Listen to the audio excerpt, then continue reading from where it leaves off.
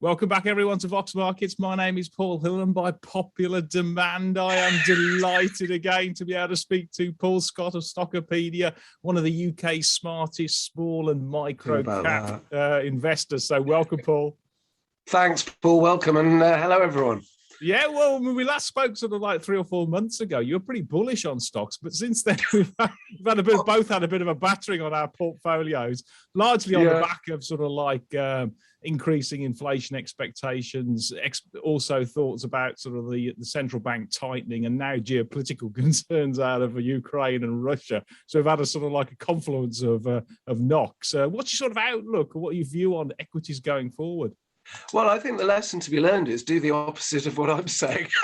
But actually, I mean, there is a more serious point on that, in that I think when we're all feeling bullish and everything's going great, we should be trying to reverse our emotions and actually say, well, that's the time we should be taking some money off the table. And then the emotions at the moment, after 3 or 4 really bad months for me personally, and I suspect probably a lot of other small cap investors, it's a sort of run for the hills, fight or flight response, isn't it? Whereas actually, I try to reprogram my brain to thinking this is a good time to be looking for bargains. Market outlook, absolutely no idea. I mean, it's just so volatile and erratic at the moment, isn't it? So I think inflation is the significant concern, and investors I talk to on that are split 50-50. Some people are saying, well, you don't want to be in cash because you're seeing it erode by 7% per annum. You want to be in equities that are yielding. But other people are saying, well, I'm keeping some cash back because the market crashes individual stocks and whole sectors so regularly now that actually there's a lot of logic to parking some money in cash if you say, well, that's only going to be for 3 to 6 months. So the inflation erosion doesn't really matter if you can buy stocks at half the current price if they put out a profit warning and so on. So, and how much has your portfolio got of stocks, of cash, sorry, at the moment? Oh, I'm always fully invested. Yeah, I think it comes down to your personality as well. For me, sitting in cash for any significant length of time has never worked. It always burns a hole in my pocket, and I'm looking at trading updates and results every day, and so I don't even try now to hold cash. Yeah, I mean, I agree with you. I think there's actually going to be a period of volatility, maybe extended, whilst the actual market adjusts to interest rate rises or expectations. I mean, and now last night, after the US CPI data, it's sort of like a 90% certain that they're going to increase, the Federal Reserve is going to increase interest rates at its March meeting by 50 basis points. So that's much higher. They didn't think a couple of months ago, they didn't even think March was even on the table. So, even after these 4 interest rate rises they're expecting for this year, it sounds like that might have gone up. It's 5 and 6 now. Oh, is it? Yeah. And I mean, they're only talking 0.25 BIP. Increases for each one, aren't they? So if they're doing 2, they reckon 50 basis points in March. It could top out at about 1.75, which is still extraordinarily low, and obviously a massively negative real rate of interest rates, isn't it? So it's a totally artificial situation. QE has skewed market interest rates totally, and I mean, I don't think anyone really knows what's going to happen. So I'm with you. I think the big curveball, though, is the path of sort of like more hawkish Fed, or even the Bank of England. This is just the start of it, because if they begin to sell down their their balance sheet from quantitative easing and become quantitative tightening, then that sucks money from the bond market into effectively what they're selling treasuries or selling gilts, and then it obviously sucks money out of the equities to fill the gap of, say, high yield, and you get that sort of knock-on that whole effect. The only stopgap is that seems to be a lot of cash on the sidelines, that if there is a hole in terms of the equities, then people may come in from the market, but you might see some multiple compression, I'm guessing. Yeah, well, we can only really talk with certainty about what's happening rather than what we think might happen. And I mean, I think that point you made about multiple compression, we're definitely seeing that, and that's been happening across the pond now for about a year. Yeah. You know, there's been a huge sell-off in the speculative, highly priced tech sort of end of things. And I think that's really healthy, actually, because that was clearly a massive bubble in SPACs and, you know, the Bitcoin, and you've had multiple euphoric market bubbles which are unwinding now, and I see that as good. So yeah, stocks. One of my key points at the moment is to say to my Stockopedia readers, look, just be careful what multiple you pay for things. Stocks like Digital, I mean, there's just loads of them. You know, growth companies that were on PEs in the 30s or even 40s, forward PEs, you just can't justify that anymore unless there's absolutely stunning stellar growth, and that often isn't with these things. So I think really putting a question mark over valuation and not overpaying for anything is a really, really good discipline at the moment. Yeah, I mean, certainly. I thought you said 30 to 40 times PE. I was expecting you to say 30 to 40 times sales, because in many US tech stocks, it reached 70 or 80 times. I know, sales. and the other valuation metric that can be dangerous, of course, is multiples of EBITDA. You know, I'm not saying EBITDA doesn't have its place. It's one of lots of valuation measures that we can look at, but it's often used to inflate the valuations of tech stocks because they capitalize a lot of development spend, which is obviously not accounted for in EBITDA. So again, you're quite right. I think valuing things on a multiple of sales is nuts at the best of times, and definitely not in bearish market conditions that we're seeing at the moment. Yeah, and if you just sort of more broadly, if we sort of like, you know, investors out there, if like you and I, we've had their portfolios have taken a battering, any sort of view or guidance at all in terms of sort of dealing with the emotions when the market just perpetually grinds lower because, you know, for no reason? Yeah, no, it's a very good point. I mean, obviously we're not giving advice, just our personal reflections, but it does get you down when you look at the screen every day and you see perfectly good, sensibly valued quality stocks just dropping and grinding. And it's just flow of money, isn't it? Sentiment driven flow of money.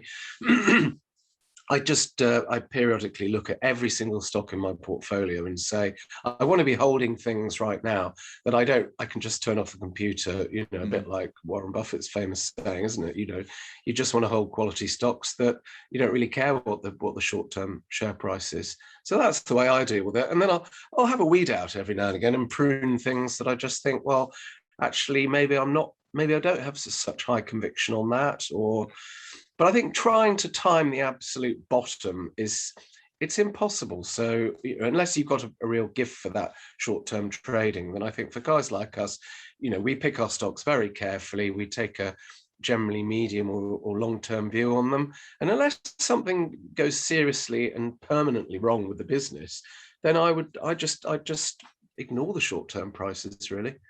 Yeah, it's much easier said than done, though, isn't it? It is. It is. You've got this natural impulse to want to just run for cover and move into cash. And for me personally, that's generally been at or near the bottom. So I have to just keep reminding myself of that. And, you know, the stock market is not a giant casino, but there are a large number of people in it who are treating it like that. And I think that's what's causing a lot of this extreme volatility. And, you know, we've seen the momentum trade that's did brilliantly for many, many years, just buying the dip, seemingly unwinding, although who knows? I mean, US markets have staged a very strong recovery, haven't they, in recent weeks? But it could be that often happens in bear markets. You get powerful rallies and then you get another leg down. So we just don't know. Yeah, dead cat bounce.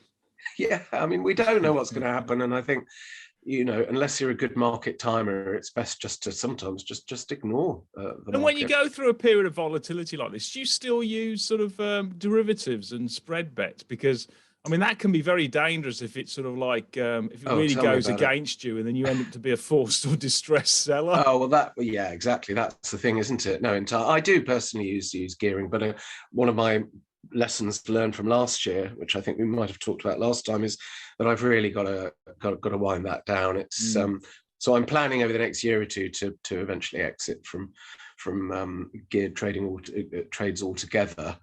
because there's a complete mismatch between what I do in terms of my stock picking, which is long term, and then I stick half of them onto spread bets, which it doesn't make sense. It's totally illogical. So and spread betting is pretty expensive as well.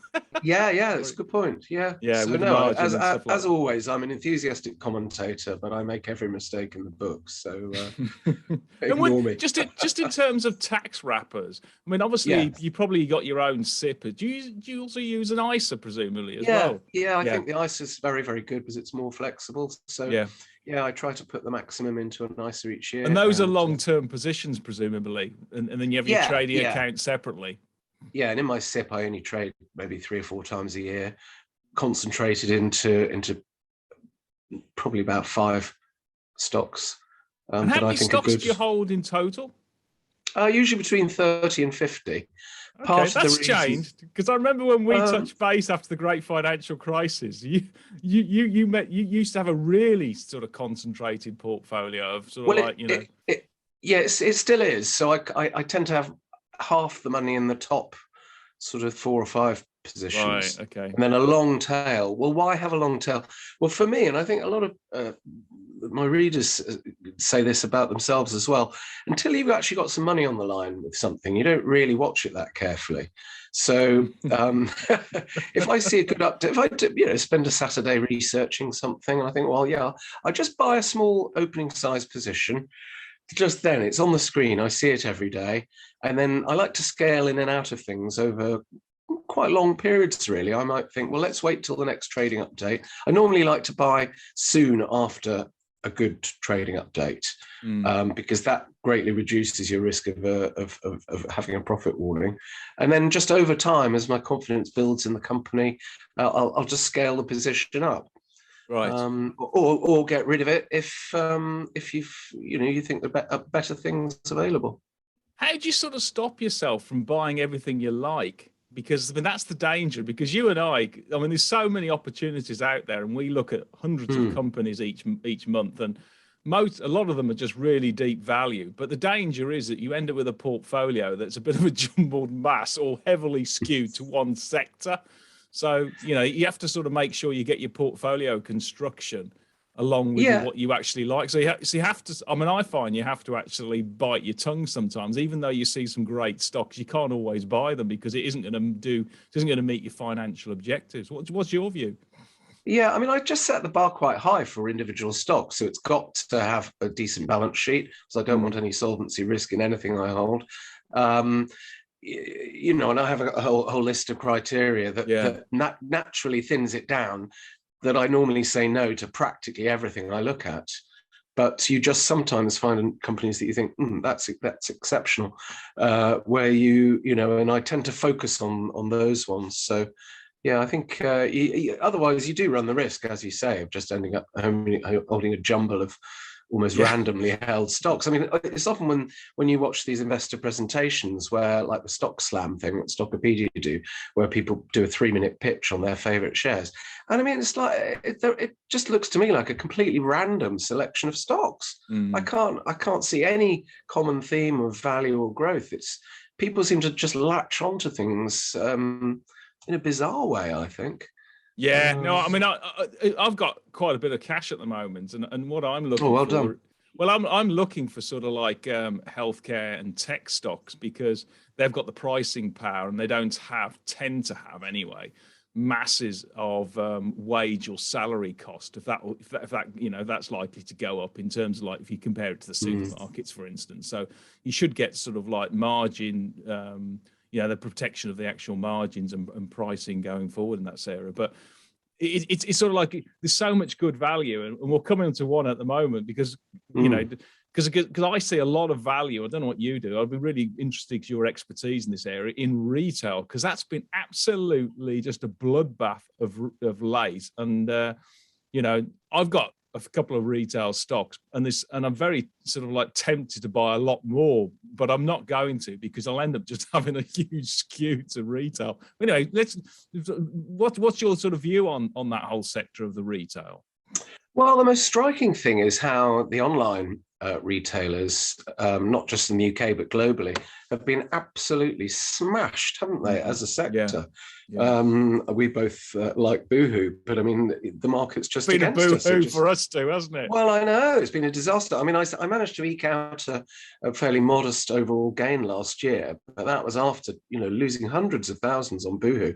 So which unfortunately I was heavily overweight in. So you just have to accept the market disagrees, and I mean the earnings forecasts have reduced so much on that. I was working on about at the beginning of the last year, but on about 15 pence earnings per share. Well, the forecasts are now down at 5. So it's no wonder the share price has dropped. And I think the company was slow in admitting to the problems, which seem to just be really down to struggling with supply chain and distribution overseas, particularly Europe and US, where sales have now gone negative. Increased competition. And I think another key flaw with the online business models, which I've only really recently twigged, was that they're not in control of one of their main discretionary spend, which is their marketing.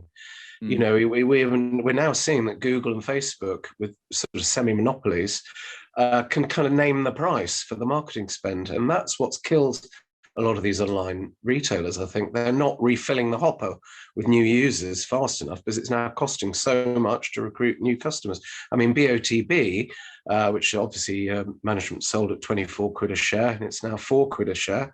So, people have fallen. They didn't get any friends, did they? No. So, I mean, they've basically said their cost of acquisition per customer now has gone up from £17 to £51, just because of the pricing algorithms for Facebook, which they're 60-odd% of their marketing budget was on Facebook.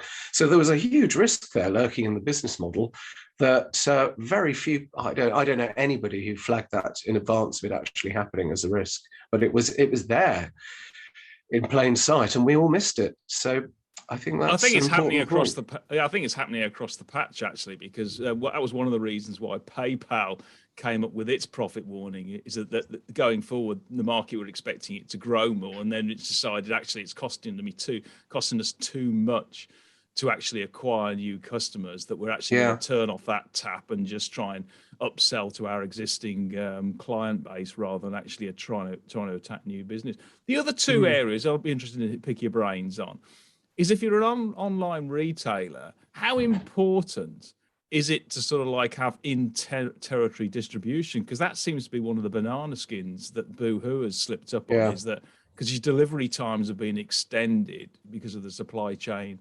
disruption.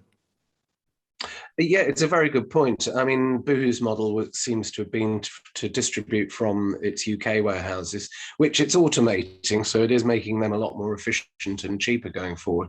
But shoving all these individual packets on pallets and air freighting them to America and Europe and so on, I mean, just doesn't make sense, does it? But I think because air freight was so cheap pre-pandemic, it might have made sense at the time, but I think you're right. That is now a clear flaw in its business model. And Joules, another stock I hold that I've been buying recently, they said a similar thing, that the Brexit has caused their sales into the EU to become more problematic, and that's harming their margin. So I think, these companies need to get distribution facilities set up in market, as you correctly point out. And what about the returns? Because that's another stinger, I think. It's that same thing. Yeah. I mean, it isn't just the actual distribution, the delivery taking rather than taking 2 days, it's taking 10 days now. But the actual returns, it seems, even in with Boohoo, that they've actually seen a lot because of different sort of like garment types they're selling, and also greater competition and all this sort of stuff, is that people are actually seem to be returning more of the garments that they actually buy first of all to the actual retailer. How do you I think it was that? More, well, it seems to me that it's more returning to historic norms. During the pandemic, the returns rate was lower because I think people didn't want to go out to the post office or whatever to return things, but also people were buying loungewear, which is casual, loose fitting. But now people are going back to buying more party wear. The returns rate's returning to normal. Yeah, but it is the thorn in the side of e-commerce, definitely, isn't it? Yeah.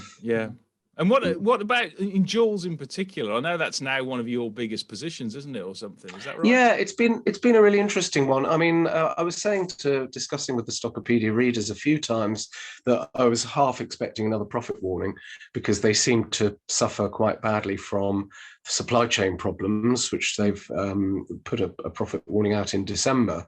And I thought, maybe that's not the end of it. There's more trouble to come, but it doesn't matter. I'll look through it. It'll only be a blip or whatever. Big mistake. I think one of the lessons I've learned from that is obviously we've just had another profit warning, and the price is more than halved from where it was in December. So I think one of the learnings I've taken from that is that at the moment, the market is so short term. People are not looking through supply chain problems, even though we know these are fixable things that are gradually getting resolved or will gradually get resolved probably over the next 12 months. Nobody is thinking that far forward. So why fight the market? So for that reason, I have trimmed back on some of my Boohoo, because what is the share price telling us? It's grinding down almost every day. The prior year comparatives were quite strong this time of year. So I think it's becoming increasingly obvious it's got another profit warning in it, isn't it? So, and I think to myself, well, why stand in the way of that and take another 20 or 30% hit? It could even be worse than that. Who knows? So, I've basically been forced into cutting my position size. I'm still in it, still holding it, but it's not a supersized position anymore. Although that's largely been down to what the share price has done. Yeah. It's downsized the problem for me in a way. But at some point, when these things turn, they can turn very quickly. And that's the problem, isn't it? As Joules has done, it bottomed out at 50p earlier this week, and it hit 80p yesterday. And I don't want to claim any particular credit on that one, but I've more than tripled my position size in terms of number of shares between 50 and 70p. So averaging down can sometimes work. It's generally not. It's not good to average down just because the price has fallen. But I think if you completely reassess it and you take into account all the new information and you still think it's dirt cheap, then personally I'm prepared to take the risk of doubling or tripling the position. And sometimes it works, sometimes it doesn't. Yeah, I typically don't average down, but on exceptional circumstances I do, and I've been very tempted to do it on Boohoo, but like yourself, I've lost a healthy 6-figure number on it already. So I'm not. I don't know why I'm smiling. It's been a very. I mean, I've lost 2/3 of the value already, which is only less than a year. So I know, same here. But I think it's good to take it on the chin, and I accept losses. Part of this world is that some of our investment ideas work and some of them just don't. You can't anticipate the future with any sort of certainty. The problems were known about supply chain. They've just been worse than I think we expected. There's this quite intense competition as well. But I think the basis, if you wind back to a year ago, the reasons we were investing in it were entirely rational at that point in time. It's just that the facts have since changed. Plus, we're in a bit of an information vacuum with Boohoo. They haven't put out a Christmas trading update. People tend, in a bearish market, people assume the worst, don't they? Yeah. I think in sort of like a 2 to 3 year view, you'll be absolutely fine. And you've got to have that. You've got to be able to trade through the volatility, but it could get worse, the shares, before they get better. No doubt about it. And I think that sums it up perfectly. Yeah. Yeah. And just to sort of overall on the sector, obviously you've still got shares in Boohoo and you like Joules, etc. What are the other sort of retail stocks you like? I mean, you own. I think it's Gear for Music, Quiz, Sanderson Design, who came out with a little statement today. Next, Sazanda, Shoe Zone. I think Studio Retail you sold, didn't you? And I ditched those right at the bottom, of course, sod's law, but at about 96p. But I just thought I don't want to hold it. I don't have confidence in management anymore. Again, they can't seem to predict where the business is going. Similar to Joules. I mean, I don't like Joules. I just think the valuation's wrong. So just to emphasize on that, it's not a stock I want to hold forever. But I think if they put the basics right with Joules, you've got a business that really should be capable of generating a 10% operating margin. And if it does, then it's a 5 or 6 bagger from here. So, and the things they need to fix are fairly basic. So that's why I'm heavily into Joules. Quiz, I still like a lot. Again, valuation purposes reasons. I think we covered this is a ladies sort of like dressy type of going out, special occasion wear, evening wear, special occasion wear. So they see themselves as having a sort of 2-year bonanza really, as parties and weddings and whatnot resume post lockdown. So I think it's a good reopening share. They've rationalized the store portfolio, so all the stores are now on turnover rents, which, as we know, with very low or zero base rents. So they're really seeing the stores. I think there's 70 or 80 stores. I might have got that wrong, but it's not a huge number. Dirt cheap to operate now because of these new leases. They did a pre-pack administration, cleared all the backlog. The balance sheet is actually now pretty good, pretty strong. And the market cap's peanuts, plus they've got a well-developed online offering and their experience management. So again, not the highest quality stock, not something I want to hold forever, but I think Quiz has got good upside on a percentage basis. Like all these things, I don't want to fall in love with it and just hold it forever. I've got a target exit price on Quiz of probably between 30 and 50p a share. Right, and it's currently 13 or 14p. So I think, but that's obviously assuming that they continue to execute well. And the last couple of trading updates have been good, broker upgrades and so on. So I think Quiz is in a nice spot. Also, they don't have much competition because, of course, the high street side of the business, most of the competition's gone now. So plus they get the online business as well. So I think it's all right. And what, other than sort of like the financial metrics, if shareholders want to, or people want to do a bit of research in the retail or even the sort of the experience type, service type of restaurants or anything like that, how important or what emphasis do you put on sort of like the secret shopping and mystery dining and on all this sort of and Trustpilot and stuff like that? How much emphasis do you put on that? How much emphasis? I don't know is the answer. I mean, I think as when you go into a retail or hospitality business as a customer, you're only getting a snapshot of one place at one point in time. And as we know, these multi-site businesses can usually will have maybe 10% of the store portfolio will have some sort of operational problems, but the other 90% won't. So that's something to bear in mind. But if you find the product appealing and you like the quality and value of the offering, that's a good starting point, isn't it? Yeah. What about the likes of Trustpilot or I don't know, Glassdoor and stuff like those websites? Yeah, I haven't looked at Glassdoor for a while because I'm not prepared to pay up for it. So I think it's free, isn't it? No, you've got to start submitting your own reviews to get access, and being self-employed, I don't know how to rate my own CEO. So probably 2 out of 5 right now. So yeah, I think it's important to find out what the product's like, but not put too much emphasis on it. I mean, I think the quality operators are obvious, aren't they? I mean, Next stands out as just utterly brilliantly run. They they got their profit warning out the way in March 2020 or whatever, and ever since they've been upgrading, and that's the way to do it, isn't it? They're in really good control of their supply chain, and the shares look good value still, even though I know they've gone up a lot, but you're getting really the pick of the bunch there of a retail business that's steadily moved largely online. Brilliantly run company. B&amp is another one I looked at a little while ago that I thought looked very good, very reasonably priced, a growth thing. So I think probably you and I are more special situations investors, aren't we? But if those are my, and Dunelm, I haven't actually looked at their interims yet from this week, but I think Dunelm is another strikingly good one. Greg's very, very good. I think far too expensive. So there are a lot. I think those mid cap ones and large cap ones are probably best for most people. Yeah.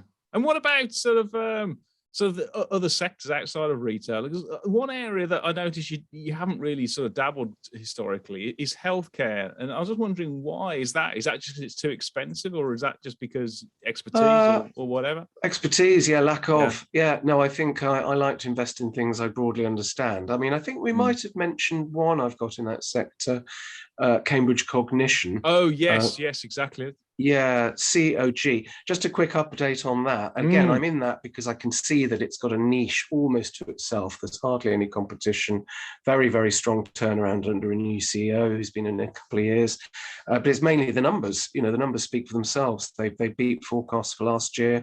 They're profitable now, whereas it's had a long history as a listed company being loss-making and raising cash. So I think a lot of people haven't actually realised yet that it's a different ball game now.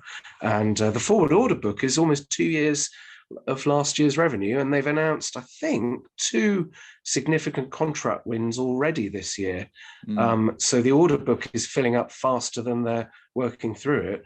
And they've just got great industry tailwinds as pharmaceutical companies are moving to placing more emphasis on cognitive testing of new drugs.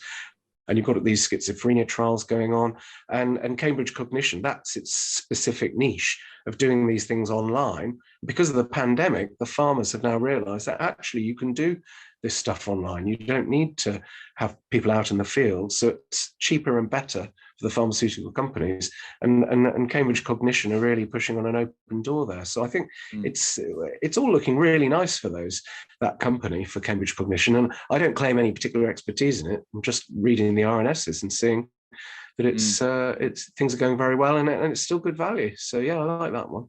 Yeah, and how do you decide? Because obviously we're just coming on to sort of run your winners, and that's obviously done really well for you. When do you decide to sort of take profits? Because obviously I think you've probably made some really quite healthy gains on that stock. Yeah. I mean, to be honest, because the facts have changed, I always ignore my purchase price because that's not even on my spreadsheet, because it doesn't matter. All that's important is what the share is valued at today and what I think it's actually worth medium longer term. So I suppose when to sell for me personally is if the fundamental story has deteriorated, or if I think the valuation has got ahead of itself. But it also depends on what else is out there. And so sometimes you cut positions or trim back on them because you say to yourself, okay, that's probably fairly valued for now, whereas I've got other things I'd like to buy that are much, much better value. So it's really a mix of all that sort of thing. Right. Do you find though, sort of like, I mean, there's a temptation is that when you find another opportunity and it seems better value, etc.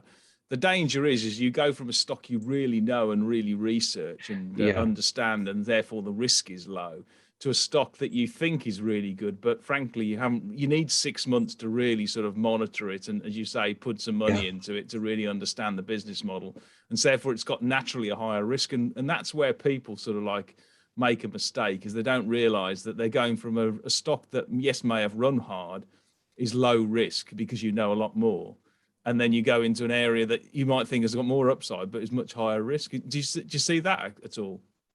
Yes, very much so. I mean, because of what I do, writing these reports on trading updates and results statements, I cover over 500 companies in UK small caps. So if it's already listed and it's been listed a while, I'll know about it, you know? I never buy things that are completely new to me. Probably the only exception, actually, one of the things that was on our list was this thing called ADF, Facilities by ADF, which was a new float on 5th of January this year.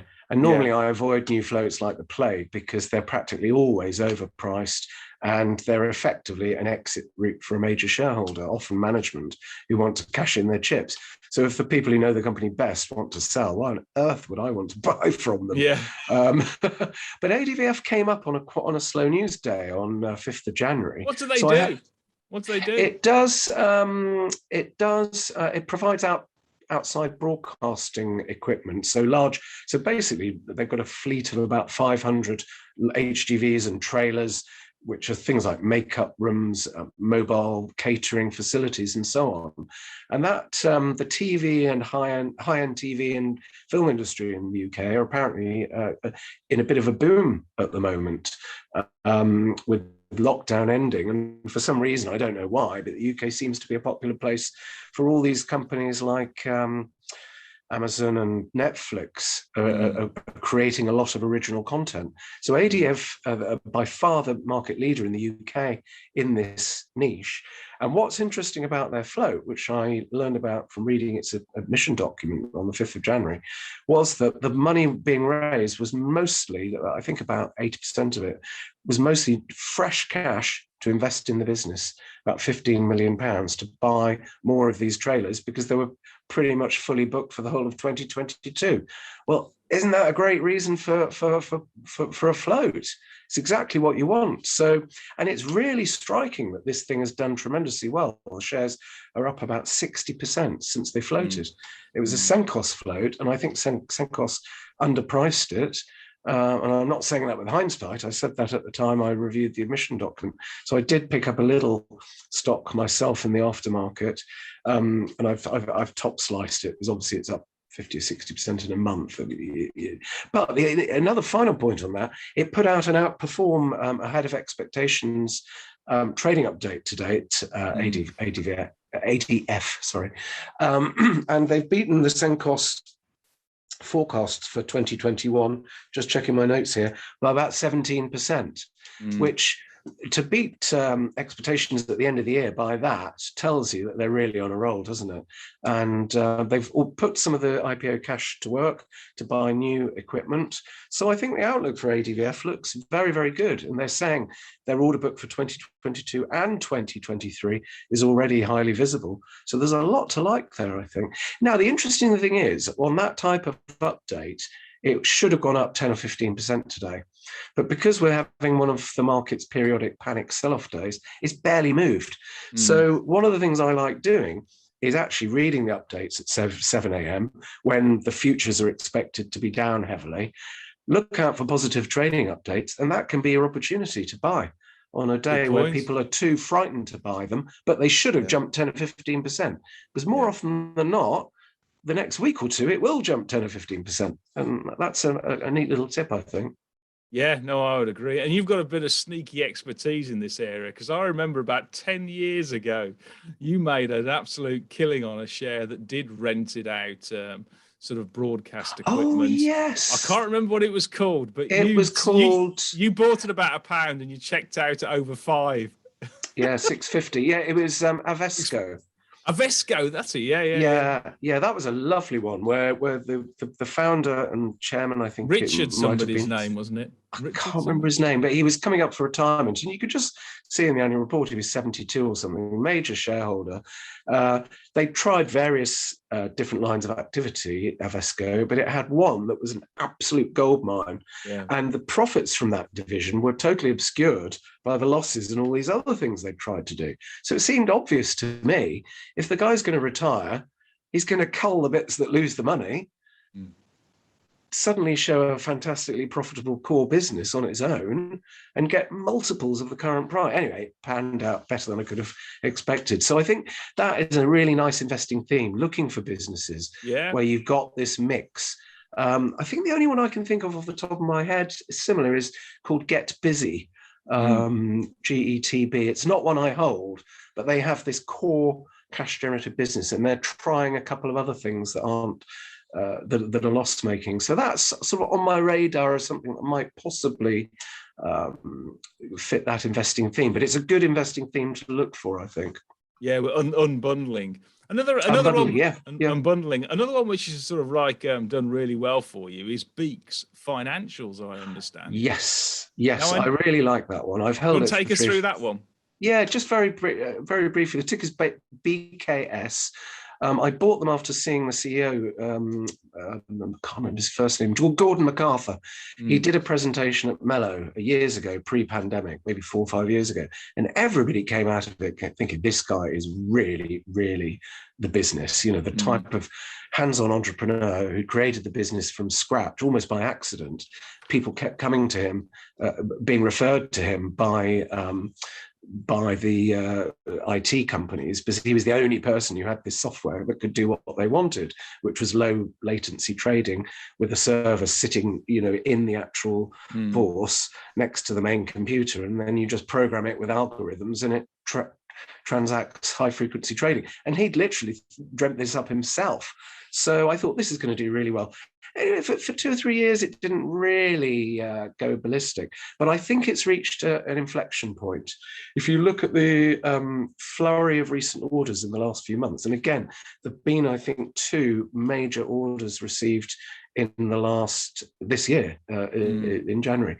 And I think it's reached an inflection point. It doesn't look cheap. It's not one of those stocks that you can look at the PE, because PE ratio, I think, doesn't work for really rapid growth companies, because you're bolting on lots of additional revenue quite rapidly at high gross margins, but you've got a big lump of overheads to create that growth, and that's a little bit where Beeks is at the moment. So it's quite high risk, but I think that one's got multi-bagger written all over it, because the market size is huge, it's global, and they're winning tier 1 financial sector clients. I think, but they can't name the clients. That's the problem, because it's too commercially sensitive to say we're using Beeks. So it's cloud-based products, and they've just launched this new cloud-based product in August last year, and they're already winning multi-million-pound orders for it. So I think Beeks looks really exciting. It's outside of my area of expertise, I should add.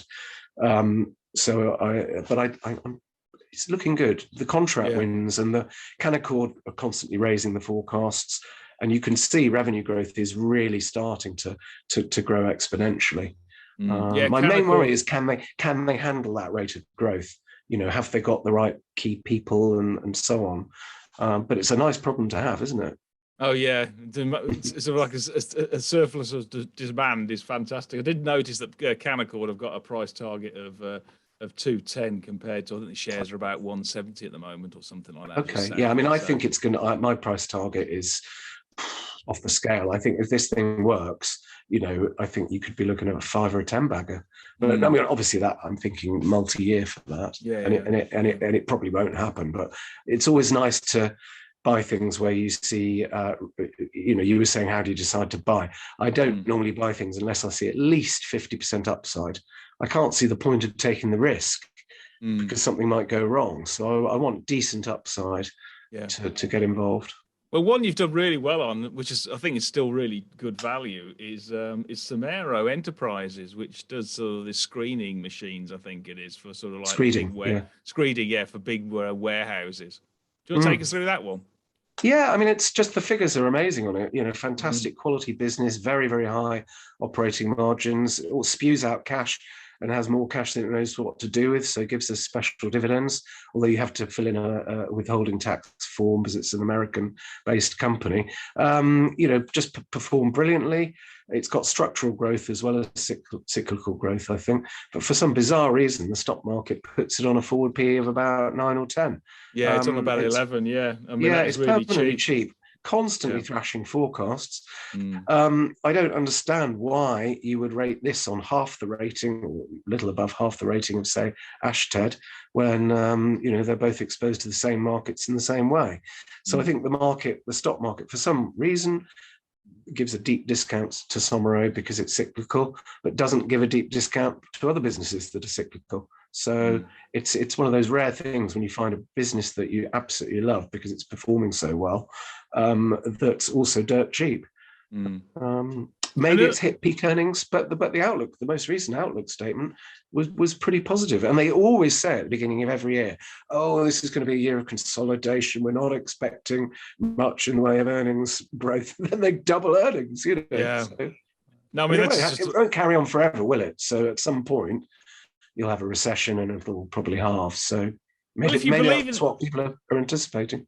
If you believe in the thesis that actually e-commerce isn't going to sort of fall back to where it was pre-pandemic and will just continue doing well, then we'll still need more industrial outlets and warehouses and stuff. And therefore, on that basis, then, yeah, I mean, you might get to a point of saturation in the States, but around the world, there's still going to be masses and masses of growth, isn't there, in sort of like, perfectly flat, strong floors to be able to support pallet rows, so it should have a Yeah, I think you're right. I mean, we don't know how much of the growth is structural and how much is cyclical. But the other thing is they're also expanding their markets. So they're introducing new products for other markets like high-rise buildings, for example. So they now have a Somero has a smaller product which can do perfectly flat office floors and so on in multi-story buildings and blocks of flats and so on, because obviously that's better for the person buying the apartment, isn't it? You know, if you have a perfectly flat floor, you can lay any flooring products on it that you want, sort of, and it'll be a nice flat even surface. So yeah, I think Somero is really good. And just on the other sort of three winners which have done really well, Onthemarket and Redde, Northgate and Intercede, I mean, all have done well, etc. What's your sort of view now? Redde, Northgate, yeah, really pleased with that one. I've been in that one since about £1.80. It's about £4 now. It's just a long-term hold. I don't think it'll ever get to a massive valuation. There was I think a European competitor was bought out recently on a PE ratio that's similar to what Redde is on. So maybe it's priced about right for now. But in the meantime, I really like the Northgate part of the business as well, which is the white van hire business. That seems to be very well run, has great management. So yeah, I think it's just a nice solid value play where, I mean, one of my theories about higher inflation is I think it's driving people towards decent yielding shares. So I think things like Redde and Somero, you get your 5%, 6%, 7% dividend yields when you take into account special divvies. And that's got to be more attractive to people, hasn't it, than just having money in a deposit account? I can see why people are holding cash because of market volatility for, say, 3 to 6 months. Then the erosion from inflation doesn't matter so much, does it really? If you think you can buy, I was talking to one very, very successful investor this week who said, look, I'm 40, 50% in cash pool because, you know, I'm not bothered if I'm going to lose 3.5% in inflation erosion over the next 6 months. The market is just throwing opportunities at me every few months where I can buy a stock for 50% less. So that's a bigger consideration. Also, I think given that people are finding it harder to find capital gains at the moment, you know, you can't just stick a pin in the paper and buy any stock and it's going to go up 30, 40% like we could in early 2021. That game seems to be over. So therefore, if capital gains are hard to get, I suspect people might think harder about decent yielding shares and look for dividends. So that's my theory. I think maybe this rotation from growth into value is a good place to be in value. I mean. Yeah, no, I would agree. And then just briefly on the market and Intercede. Oh yeah, the other one. Sorry. Yeah. So Onthemarket, I think it was an interview you did actually with Jason Tebb or no, with the Clive one Beattie? I meant. No, Harwood Capital. Oh, see, Christopher Mills, yeah. Yes. Where I was amazed that he was so upbeat on the market, ticker OTMP. But he basically said, look, I'm sitting on the bid, trying to get more shares, but I can't buy any, which was a strange thing to admit. But if we take it at face value, that changes risk reward for us that it means that the downside risk, okay, he's probably going to walk it down to a lower price if a big seller does crop up. But having somebody in the market hoovering up is it limits the downside. And I do think it's quite an interesting speculative one that is not burning cash. It's operating sort of at or around cash break even. Not convinced the new initiatives from the CEO are going to be game changers, but you just don't know. And it's one of those ones that risk reward, the risk is reasonably well covered, I think, and the reward, if it comes off, you know, you get a valuation even a tenth of Rightmove, and you've got a multi-bagger from where we are now. So I don't think it's likely to usurp Rightmove. You'd have to be smoking something, I think, to think that. But I think it's on the market, interesting one, speculative. And the other one was Intercede. Intercede. I know you've held that for some time, haven't you? It does sort of like about 3 years. Two-factorization, doesn't it, or something like that? It does. It does management of dual factor encryption secure identities, basically, in a nutshell. It provides a software sort of plug-in almost that does that. Very, very nice company, very reasonable valuation. It slipped a lot. I think people have just got bored with it, and it's followed. You could look at its chart, and it looks like pretty much any other small cap that's done well, doubled, tripled, and then drifted down. But the news flow from the company has been fine. It's been pretty good. I'm not madly excited about Intercede, so it's a medium-sized position for me. But I'm happy to continue running it because I think the valuation is still attractive. Yeah. I'm just moving now to sort of some reopening plays. I mean, I did notice actually there was some Bank of America sort of like credit card data which came out this morning saying that this is over in the US, but what happens in the US usually happens in the UK. Yeah, and they'd seen a like-for-like increase in credit card spending on all things sort of restaurants and travel and hotels and all this sort of stuff, experiences basically. So coming back to sort of reopening. What's your sort of view? Because I know we talked about Saga, Revolution Bars, and Hostmore, which owns TGI Friday. Do you want a quick update on those three? Yeah, well, I think this is a really, really good opportunity right now because for the first time, it looks as if we're seriously over the pandemic. And you can't say that at any point previously because the damn thing obviously kept coming back and all the rest of it. But and you can't rule that out, of course. You can't rule anything out because we don't know what the future will hold. But I think a lot of these things, actually, look at the charts, and they're fairly near the lows, which doesn't make any sense to me whatsoever. And they're putting out good trading updates. And if you crunch the numbers, and these things are very cheap. In particular, I think Hostmore, ticker MORE, has been a complete flop as a demerger. But you look at it's starting to put out broker research now. Most people, have never heard of the company. And I think there's backed up sellers who thought there was going to be a big pop on the demerger, which I did, to be fair. It just didn't happen. So, but none of that matters because you just look at the note. I think there's a note out from Edison that shows that it's on a forward PE of about 10 times. Yeah, that's right. Which is crazy. That's just the wrong price for given that they've got such a strong tailwind now from reopening, successful brands. They're rolling out to new sites where they're getting amazing deals from landlords. Also, when the rent moratorium ends in March, if it does, it might be kicked on for a few more months. You're going to have so many zombie operators in hospitality finally going bust that have clung on by not paying any rates or rent, who just, the landlords want them out. And as soon as there are landlords, there's going to be thousands of particularly smaller restaurants going bust, I think. And Hostmore are saying, the opportunities that they're going to have offered to them later this year should be spectacular. And they've got two brands now. They've also got a cocktail chain that they've piloted, and it's doing really well. They're getting 2 to 3 year paybacks on their capex, which is really, really good, as you know. So it's just in a great place to do. And I think once the market twigs that this thing is a self-funding rollout with good management, I think Hostmore, I think it should be double the current price. But I'm obviously allowing in maybe with a 2 or 3 year view on that. And what's the pricing power of something like TGI Fridays? Obviously, they're going to pretty good. Yeah, I mean, I think the prices are a little bit warm as it is for the quality. And a lot of people say, oh, it's a tarnished brand and blah, blah, blah, or slightly old fashioned now, or whatever. I mean, all that matters is the numbers, and the bottom line is it's a cash machine. It just generates tremendous amount of profit. And they've hardly got any problem sites as well, and their top 3 or 4 sites are staggeringly profitable. And what about Revolution Bars?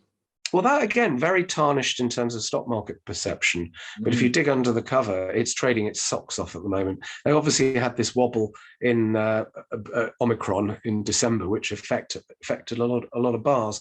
But what several of them are saying in the RNS is, including what's that thing? The name escapes me at the moment. There've been several bars groups who said a lot of the Christmas parties were actually deferred. Yes. So I think what you're going to see is that January, February, March for these companies is going to be really, really strong. You're right. No, you're right. I mean, Vox Markets had their Christmas party last night, so I think the editing team is recovering from it. Well, you're doing very well considering, Paul. But there's lots of them.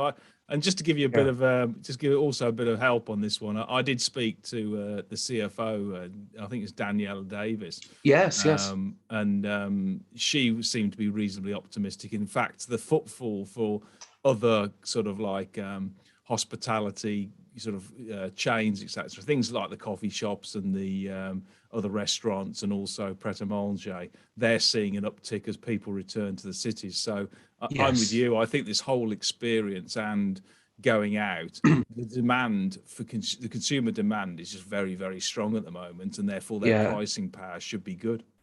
Exactly right. And I mean, it's pretty easy for them to tinker with the menus and add a bit on here and add a bit on there. So I think they've got pretty good pricing power, a lot of these bars. And looking at the pub codes, for example, some of them are still finding a reticence from the customers for wanting to go to the pub. But that's an older demographic where you've got a certain number who, want to continue to keep out of crowded spaces, which is fine. It's a personal choice.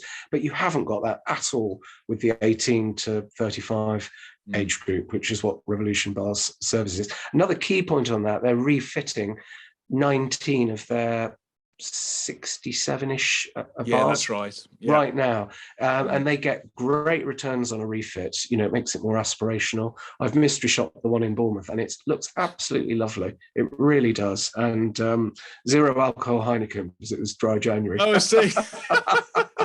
We'll be changing that because it's February, I guess. Yeah, absolutely. But I talked to the manager and the area manager who happened to be in there, had a good sit down with them, completely unplanned, but they were happy to chat to me. I said what I'd do and why I was there, asked them if I could take us some short videos, which I did. And, I said, look, I don't want to know anything about trading because that's inside information.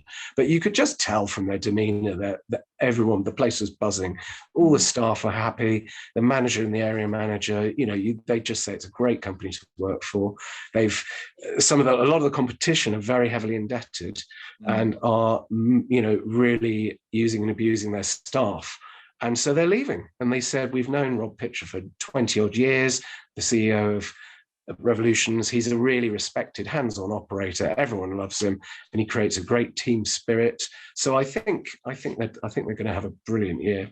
Yeah, no, I'm with you. And now just moving to the other one, which I think now is your largest position, or one of your largest, is Saga.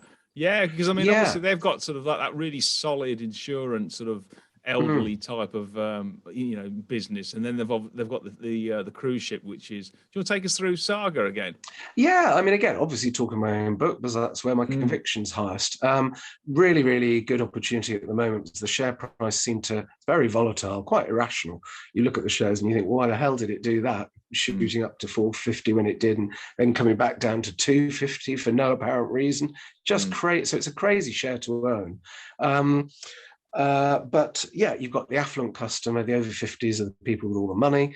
The main excitement with Saga is that it did an equity raise in October 2020 to shore up the balance sheet, and the founder's son, who was CEO for 20 years, came back as the chairman. So it's really going back to basics. The strategy is 100% right. It's look after the customer, number one priority.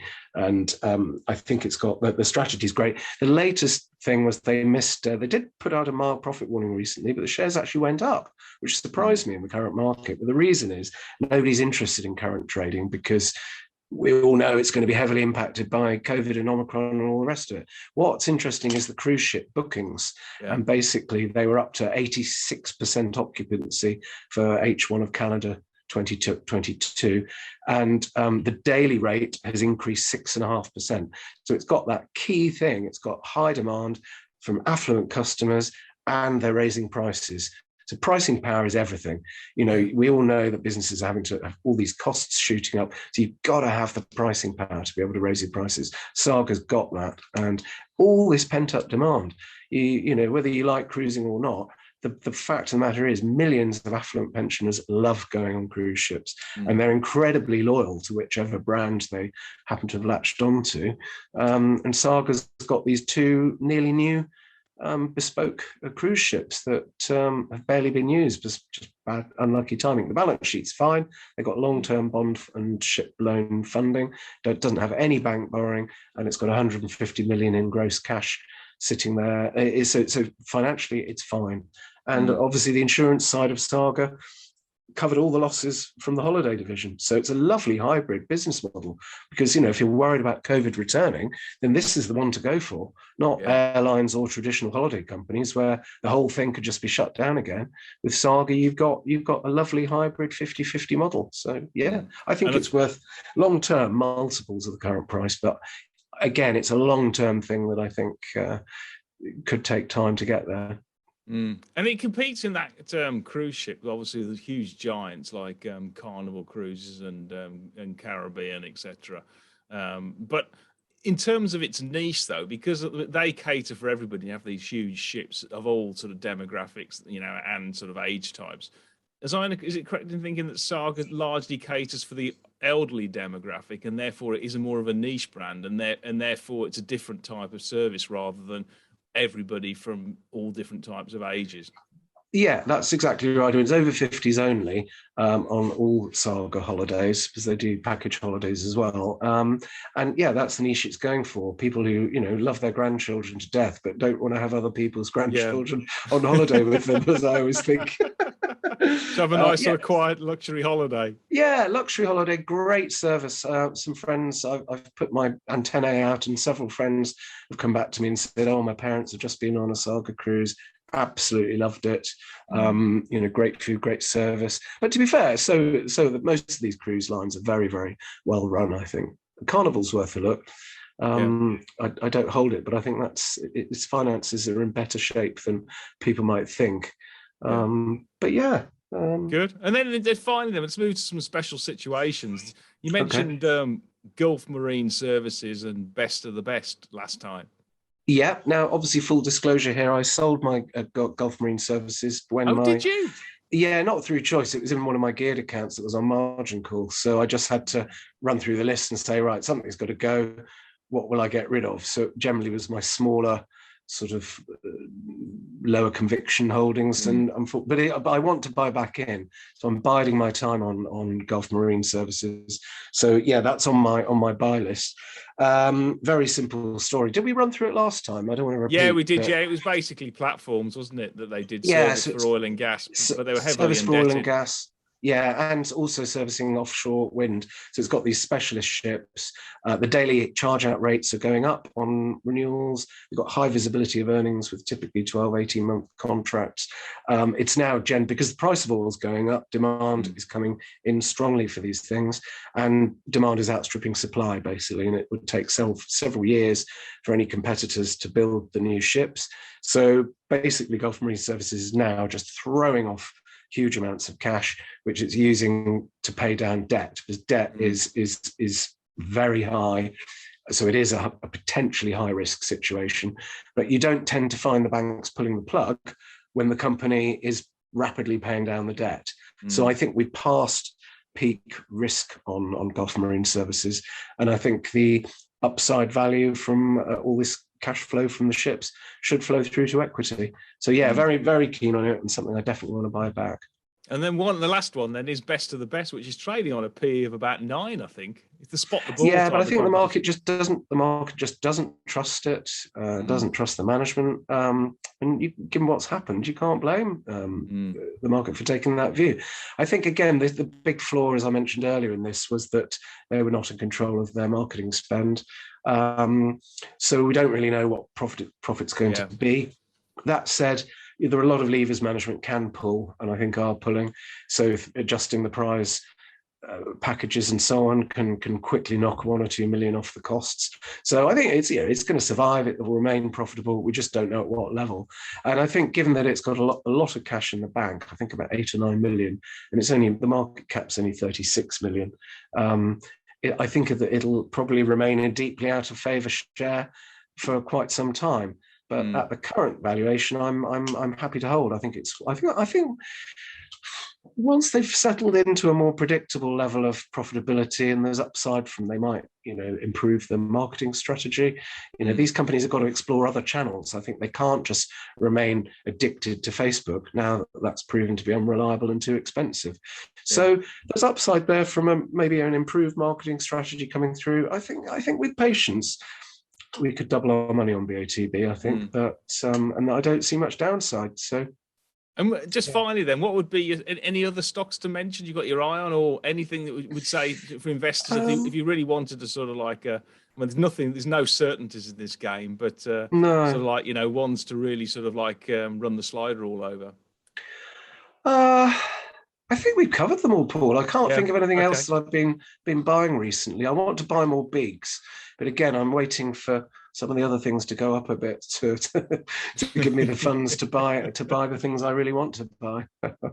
Okay, well, brilliant. Well, thanks very much then, Paul. I'll have a look through plenty of those, so that's going to give me lots of ideas. And if anybody wants to subscribe to Stockopedia, where is it best to sort of contact you, or just go on the website? No, it's all. I'm just a freelance writer there, focused on small caps. So yeah, if you just go to stockopedia.com, there are nearly always I think there's a 2-week free trial.